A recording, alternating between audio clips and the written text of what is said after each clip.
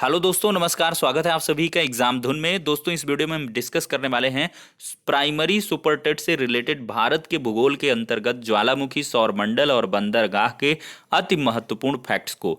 दोस्तों, इस वीडियो में जितने भी फैक्ट्स रहेंगे बेहद दमदार हैं और आपको पहले से ही पता है, जो रेगुलर व्यूवर्स हैं हमारे वो बखूबी जानते हैं कि टाइम कंज्यूमिंग हम वीडियो कभी नहीं बनाते हैं। आपके समय की महत्ता हम सर्वोपरि मानते हैं, सर्वोच्च प्राथमिकता में रखते हैं और उसी के अनुसार कंटेंट को बनाते हैं। तो चलिए दोस्तों, वीडियो सेशन को स्टार्ट करें। इसके पहले जो सुपर टेट की प्रिपरेशन कर रहे हैं उनके लिए छोटी सी आज हम बात करेंगे सुपर टेट की बेस्ट बुक के बारे में, जो है चच्चू पब्लिकेशन की। इस पुस्तक की अगर खास बात देखें तो इसमें 5000 से अधिक बहुविकल्पीय प्रश्न अध्यायवार उपलब्ध करवाए गए हैं।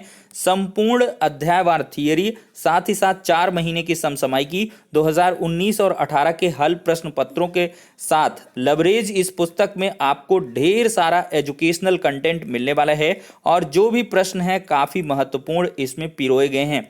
अगर इस पुस्तक की खास बात करें तो ये पुस्तक ऑनलाइन और ऑफलाइन दोनों मोड में अवेलेबल है। ऑनलाइन के लिए लिंक डिस्क्रिप्शन बॉक्स में प्रोवाइड है, दिए गए नंबरों पर कॉल करें ज़्यादा इन्फॉर्मेशन के लिए, और साथ ही साथ ऑफलाइन के लिए किसी भी नज़दीकी बुक स्टॉल पर जाकर कांटेक्ट करते हुए बुक्स को परचेज कर सकते हैं।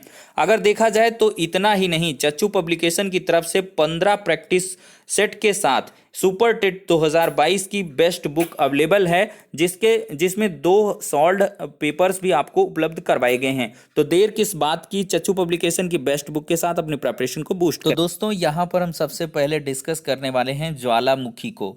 तो ज्वालामुखी क्या होता है? तो आखिरकार देखा जाए तो भूपटल पर वह प्राकृतिक छेद या दरार है जिससे होकर लावा, गैस, राख, धुआं, कंकड़, पत्थर आदि निकलते हैं। तो ज्वालामुखी भूपटल पर एक प्राकृतिक छेद या दरार है जिससे होकर लावा हो गया, गैस हो गया, राख हो गया, धुआं हो गया, कंकड़, पत्थर, ये सब निकलते हैं। अब यहाँ पर बात करेंगे ज्वालामुखी के प्रकार के। तो ज्वालामुखी 2 प्रकार के होते हैं। पहला, सक्रिय या जागृत ज्वालामुखी। यह हमेशा क्रियाशील रहते हैं और इनसे लावा हमेशा निकलता रहता है। तो हमने देखा सक्रिय या जागृत ज्वालामुखी वो है जो हमेशा क्रियाशील रहेगा और जिससे लावा हमेशा निकलता रहेगा। उदाहरण के रूप में देखें तो इटली का एटना हो गया, स्ट्राम्बोली हो गया, और जागृत ज्वालामुखी की ये उदाहरण है, ये सिसिली द्वीप में स्थित हैं। तो इटली का एटना और स्ट्राम्बोली ये जागृत ज्वालामुखी के उदाहरण हैं और ये सिसिली द्वीप में स्थित हैं। स्ट्राम्बोली को भूमध्य सागर का प्रकाश स्तंभ भी कहते हैं। काफ़ी इंपॉर्टेंट पॉइंट है, स्ट्राम्बोली को भूमध्य सागर का प्रकाश स्तंभ कहते हैं। अब दोस्तों, दूसरा जो ज्वालामुखी है, सुषुप्त या प्रसुप्त ज्वालामुखी। देखिए, ऐसे ज्वालामुखी जो काफ़ी समय तक शांत रहने के बाद अचानक लावा या राख उगलने लगते हैं, तो ऐसे जो ज्वालामुखी पर्वत कहलाते हैं वो सुषुप्त या प्रसुप्त ज्वालामुखी कहते हैं। जापान का फ्यूजियामा हो गया और इटली का विसुवियस हो गया, ये सुषुप्त ज्वालामुखी हैं। तीसरा प्रकार इसमें देख लीजिए और है, मैंने 2 कहा था, 3 होते हैं। तीसरा है शांत ज्वालामुखी। देखिए, इस प्रकार के ज्वालामुखी से कभी उद्गार हुआ था किंतु अब नहीं हो रहा है। तो इस प्रकार के ज्वालामुखी से कभी उद्गार हुआ था किंतु अब नहीं हो रहा है, क्योंकि उनका मुख ज्वालामुखी पदार्थों से भर जाने के कारण बंद हो गया है। तो इसके मुख क्रेटर में पानी भर जाने के कारण यह क्रेटर झील बन जाती है। उदाहरण के रूप में म्यांमार का पोपा हो गया, अमेरिका की क्रेटर झील शांत ज्वालामुखी के उदाहरण है। तो आई थिंक आपको ज्वालामुखी यहाँ से क्लियर हो गया। 3 प्रकार के ज्वालामुखी होते हैं, सक्रिय या जागृत ज्वालामुखी, सुषुप्त या प्रसुप्त ज्वालामुखी और शांत ज्वालामुखी। दोस्तों, ऑस्ट्रेलिया महाद्वीप में एक भी ज्वालामुखी नहीं है, काफ़ी इंपॉर्टेंट पॉइंट है। और विश्व का सबसे ऊंचा ज्वालामुखी पर्वत कीटोपैक्सी है जो इक्वाडोर में स्थित है, ठीक है। अगला दोस्तों देखते हैं यहाँ पर बंदरगाह। देखिए, चौधरी चरण सिंह अंतर्राष्ट्रीय हवाई अड्डा, ये कहाँ पे है? लखनऊ में। या इसी को अमौसी हवाई अड्डा भी कहते हैं। दोस्तों, राष्ट्रीय जलमार्ग पहला है, इलाहाबाद से हल्दिया तक जाता है, पश्चिम बंगाल। कांडला देखें तो एक ज्वारीय बंदरगाह है जो गुजरात में है। गुजरात का कांडला काफ़ी प्रसिद्ध है, कई बार क्वेश्चन पूछा जाता है ज्वारीय बंदरगाह कौन सा है, तो गुजरात का कांडला है। देखिए, भारत के पश्चिमी तट पर भोर घाट हो गया, पाल घाट हो गया और थाल घाट, इनमें जो है सुरंग बनाकर रेल मार्ग बनाए गए हैं। तो भारत के पश्चिमी तट पर भोर घाट, पाल घाट और थाल घाट में सुरंग बनाकर रेल मार्ग बनाए गए हैं। कोंकण रेलवे की हम बात करेंगे।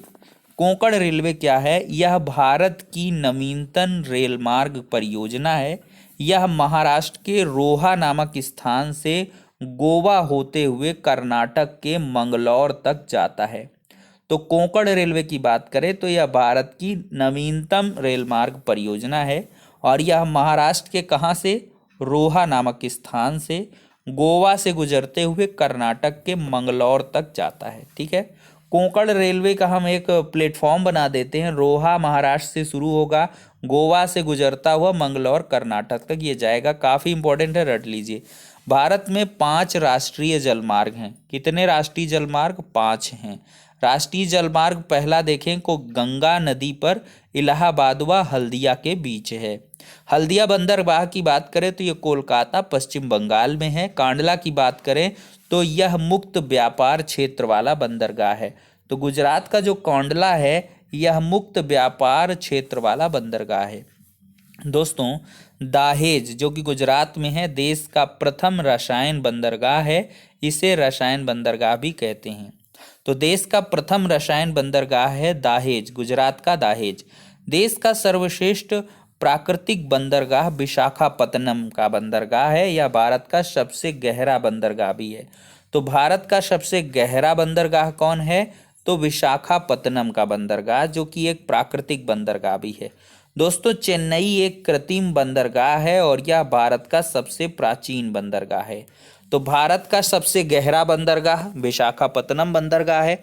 भारत का सबसे प्राचीन बंदरगाह कृत्रिम जो है वो चेन्नई का है और जो सबसे गहरा है वो प्राकृतिक भी है, नेचुरल है। ठीक है, तो भारत का सबसे गहरा प्राकृतिक बंदरगाह विशाखापत्तनम का है। मैं इस बार बार रिपीट कर रहा हूँ क्योंकि ये क्वेश्चन कई बार आता है। चेन्नई का जो बंदरगाह है वो एक कृत्रिम बंदरगाह है और यह भारत का सबसे प्राचीनतम बंदरगाह है। और देश का सबसे बड़ा जो बंदरगाह है वो मुंबई में है। कहाँ पर है? मुंबई में। इसको भी रट लें। तो बंदरगाह से रिलेटेड जितनी भी निचोड़ वाली चीज़ें थी मैंने आपको इसी वीडियो में मात्र एक पन्ने में कवर करा दिया है। दोस्तों, अब हम यहाँ पर जो है इसके पहले डिस्कस कर ही चुके हैं भूगोल के पहले वाले वीडियो में। इसमें हमने पर्वतों को डिस्कस किया था। अब हम यहाँ पर उपसौर अपसौर थोड़ा देखते हैं, काफ़ी इंपॉर्टेंट रहता है। तो उपसौर क्या होता है? जब पृथ्वी सूर्य के बिल्कुल पास होती है तो उसे उपसौर कहते हैं।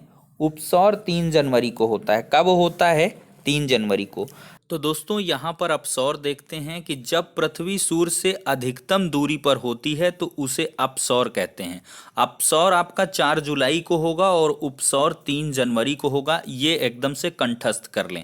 दोस्तों, अगला क्वेश्चन है या फैक्ट है, सभी ग्रह पश्चिम से पूर्व की ही ओर घूमते हैं, लेकिन शुक्र और अरुण जो हैं ये ग्रह पूर्व से पश्चिम की ओर घूमते हैं। क्वेश्चन बन जाएगा, सभी ग्रह जितने हैं वो पश्चिम से पूर्व की ओर घूमेंगे, जबकि शुक्र और जो अरुण ग्रह हैं ये पूर्व से पश्चिम की ओर घूमेंगे। ग्रहों की गति के नियम को किसने पता लगाया था? तो केपलर महोदय ने लगाया था। दोस्तों, सौर मंडल की खोज किसने की थी? तो सौर मंडल की खोज की थी कापरनिकस ने। किसने की थी? कापरनिकस ने सौर मंडल की खोज। उत्तरी गोलार्ध में सबसे बड़ा दिन कब होता है? तो 21 जून को उत्तरी गोलार्ध में सबसे बड़ा दिन होगा और दक्षिणी गोलार्ध में सबसे बड़ा दिन होगा 22 दिसंबर को। तो 21 जून को उत्तरी गोलार्ध में सबसे बड़ा दिन और दक्षिणी गोलार्ध में सबसे बड़ा दिन 22 दिसंबर को। दोस्तों, किस तिथि को दिन रात बराबर होते हैं?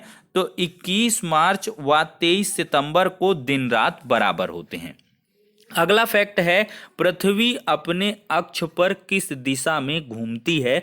तो पृथ्वी अपने अक्ष पर पश्चिम से पूर्व की ओर घूमती है। अगला है, दिन व रात क्यों होते हैं? तो पृथ्वी अपने अक्ष पर घूमती है, इसी कारण से दिन और रात होते हैं।